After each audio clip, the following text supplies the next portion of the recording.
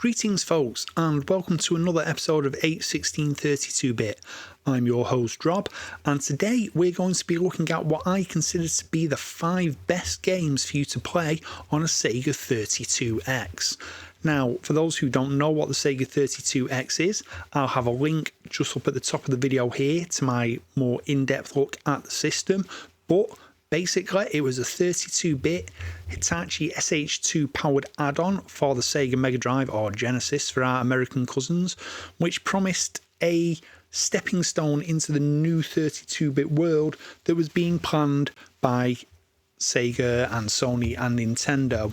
Unfortunately, it was scuppered by the arrival of Sega's own Saturn, but the 32X still had, despite its relatively small library and lack of success, some pretty good games available for it. So, without further ado, let's take a look at what I consider to be the 5 best games for the 32X.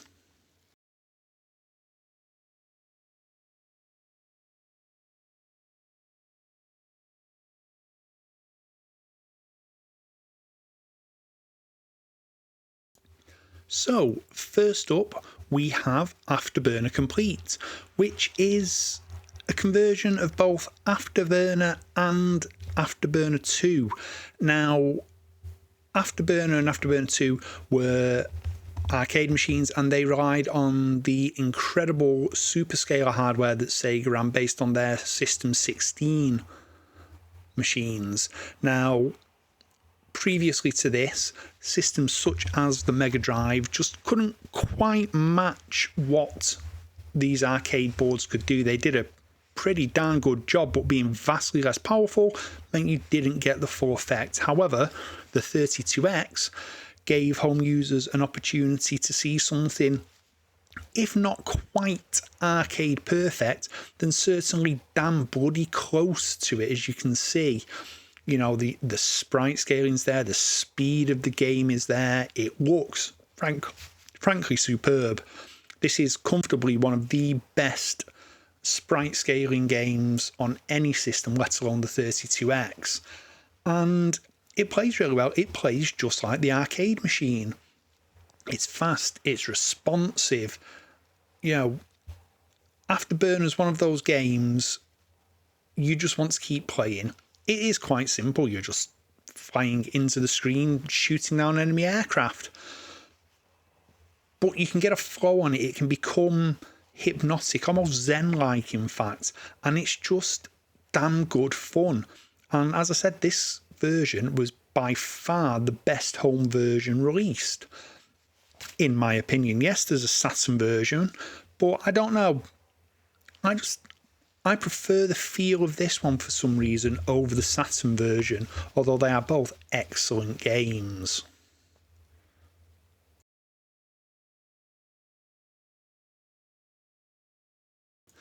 Now, next up is another one of those amazing sprite scaling games from Sega's arcade heyday, Space Harrier. Again, this is another into-the-screen shooter. Now, and again, there were many conversions of this game previously. There were conversions to 8-bit home computers such as the Sinclair Spectrum and the Commodore 64. The Sega Master System had a pretty darn good version. And there was also the sort of sequel Space Harrier 2 for the base Mega Drive. But none of them quite matched the smoothness and the speed and the sheer visual splendour of the arcade original. Well, here you go, folks. The 32X gives you exactly what you want. This is Space Harrier, and it is absolutely incredible. It looks brilliant, it sounds brilliant, and again, it just plays so darn well. Everything's smooth, everything's just feels amazing. You know, some other versions of Space Harrier can feel a bit unfair at times, being slow and jerky, the timing can be off. This game is bang on. It's absolutely perfect. As I said, you can see it here running. It's so smooth, it looks great, it plays great. And, you know, even as we hit the 32-bit era in sort of 1993, 94, there was still something amazing about seeing sprite scaling done like this so well on a home system of any description, because for so long it had been the holy grail. You know, the new Polygon games are starting to dominate the arcades, but on a home system, this was still something that was considered to be absolutely incredible. But, you know, this is one of those machines. It could do the sprite scaling, and, you know, maybe had it come out a year or two earlier, it may have been more successful. But anyway, yeah, Space Harrier, another absolutely superb game for the 32X.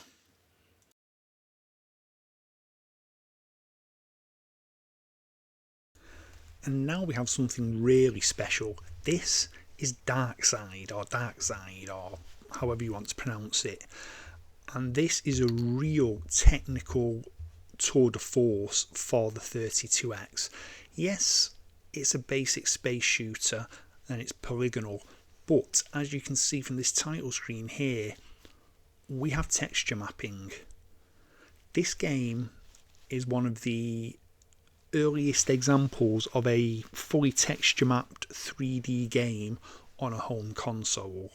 And, you know, yes, as you can see here, when the screen is full of large polygons, the frame rate isn't too great.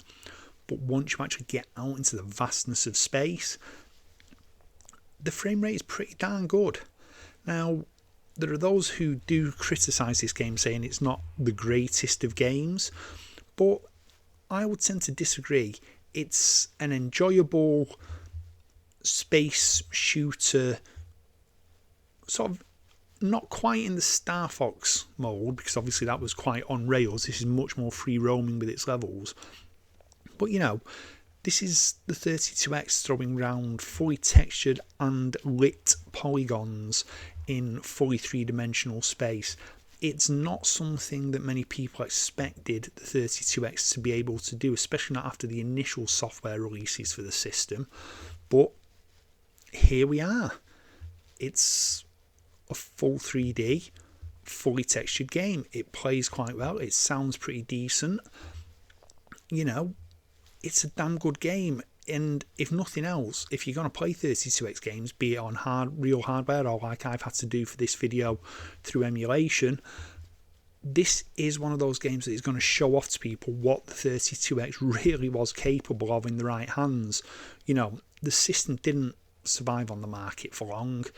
We didn't get to see too many technical showcases like this, and it does make you wonder what could have been done by talented coders had the machine been around for longer. But yeah, Darkside, a real technical tour de force for the system.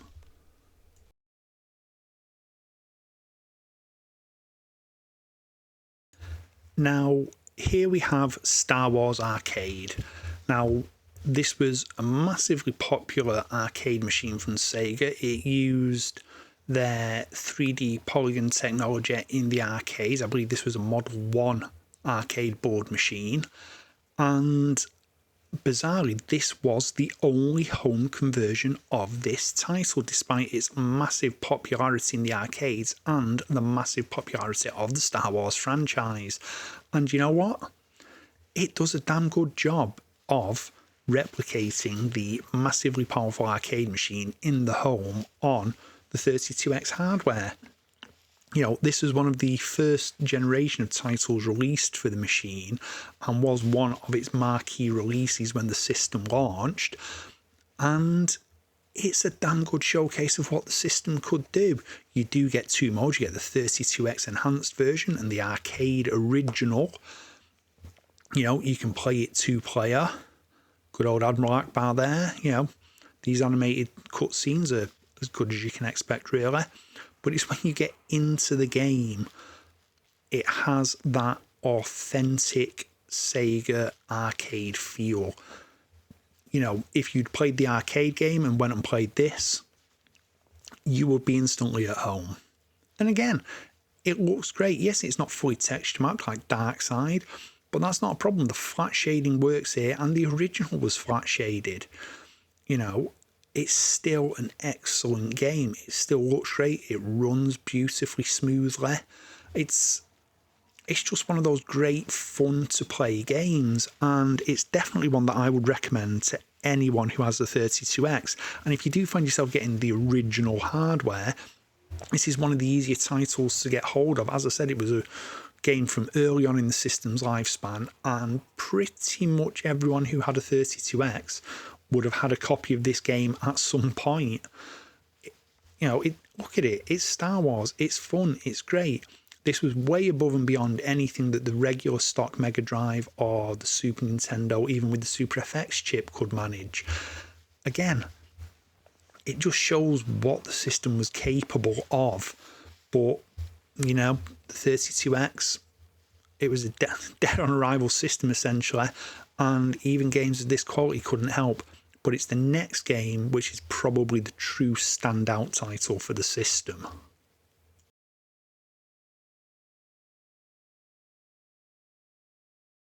So yes, ladies and gentlemen, here we have quite possibly the best piece of software released for the 32X, Virtua Fighter.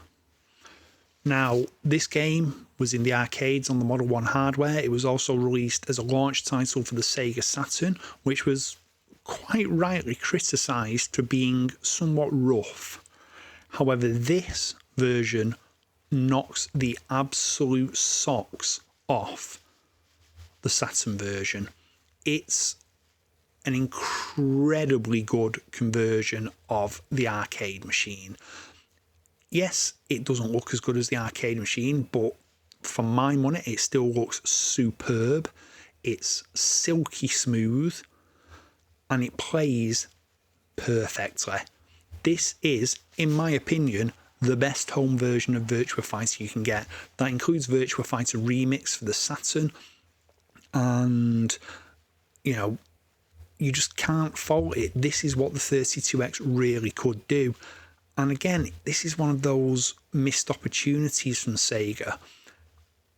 Had the system maybe come out a bit sooner, or had it had teams working on it who could understand it quite as well as the AM2 team did, it could have had better software, and it might have stood a better chance of having a place in the market for more than the year or so it did. Yes, it wouldn't have been able to compete long term with the Saturn and the PlayStation, but it would have been more than capable of carving out its own niche as a budget option. But that never happened, and instead we're just left to rue what could have been. But as I said, Virtua Fighter looks great, sounds great, plays great. This is the 32X's best game, without a doubt. Now, all 5 games in this video that I've mentioned are superb. They're all worth playing and checking out. So yeah, if you want to do that, do it.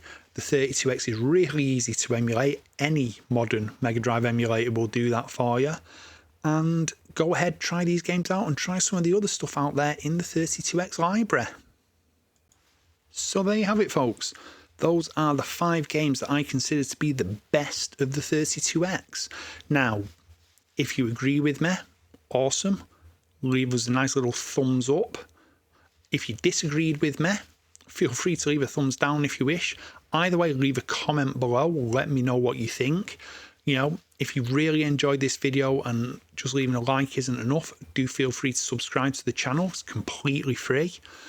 You know, you can ring the bell as well to be notified of every upload that I do. If you really, really, really, really want to help the channel, you can make a one-off donation through my Ko-fi link. You can join the YouTube membership. You can join the Patreon membership. Big shout out to Old Scott Retro and Left Back there for continuing to support me through their contributions. And yeah, this has been Rob. This has been 81632-bit, and I will see you on the next video. So long, folks.